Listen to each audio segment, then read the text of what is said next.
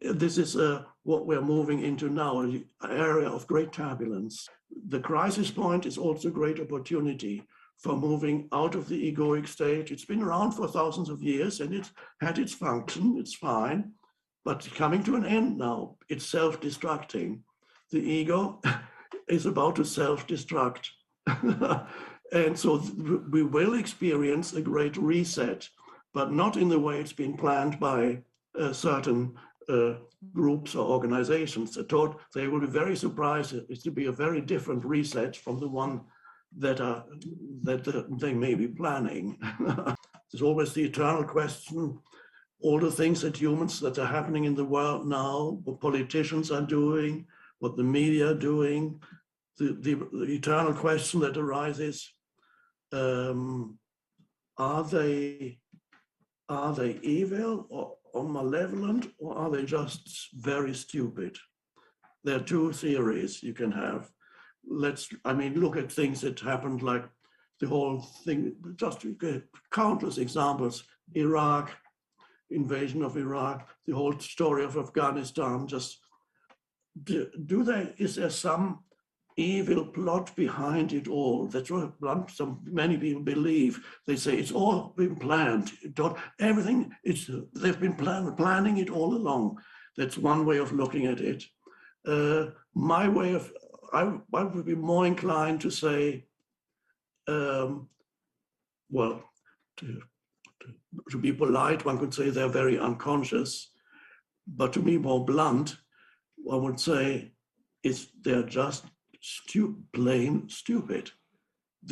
What they do is makes so little sense and is so absurd. It can only be, no, but what kind of stupid is that? Because these people, they have their university degrees, I suppose. Most of these politicians and media people, they have university degrees. So it's not necessarily stupid in the sense of not intelligent enough. There's a deeper stupid than that, and that's a complete lack of wisdom.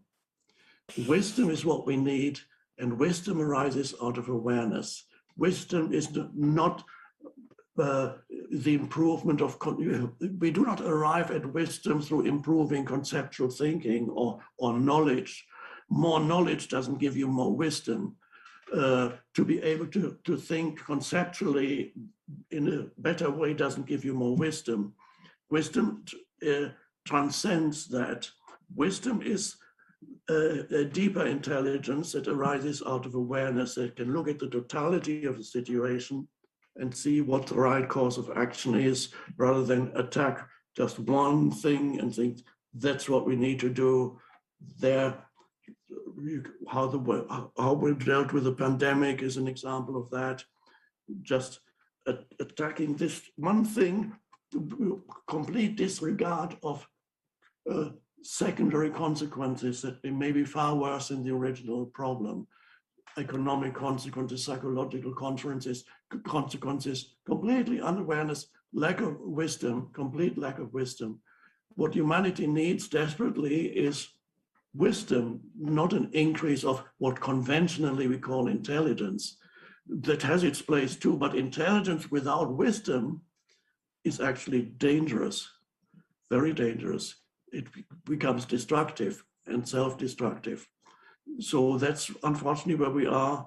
All the weapon systems, biological warfare, and all these nuclear weapons require great intelligence to make these things. Obviously, the people who make a nuclear weapon need to be really intelligent. But where's the wisdom? The wisdom is lacking.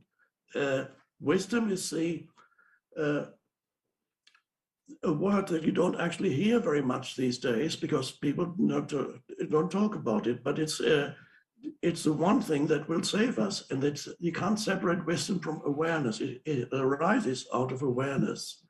So that's where we need to go. So when I say stupid, I don't mean necessarily low IQ, because they might have a high IQ and still do totally stupid things and be totally identified with this egoic self, called personal ego and collective ego. So yes, I don't exclude. Obviously, there are interest groups and so on behind the scenes that try to manipulate events. No doubt that is true. But I don't believe that everything has been planned. They just don't. Jesus said on the cross, I love that saying, forgive them, for they know not what they do. They know not what they do. In other words, they are completely unconscious. They know not what they do, and that's how I see it.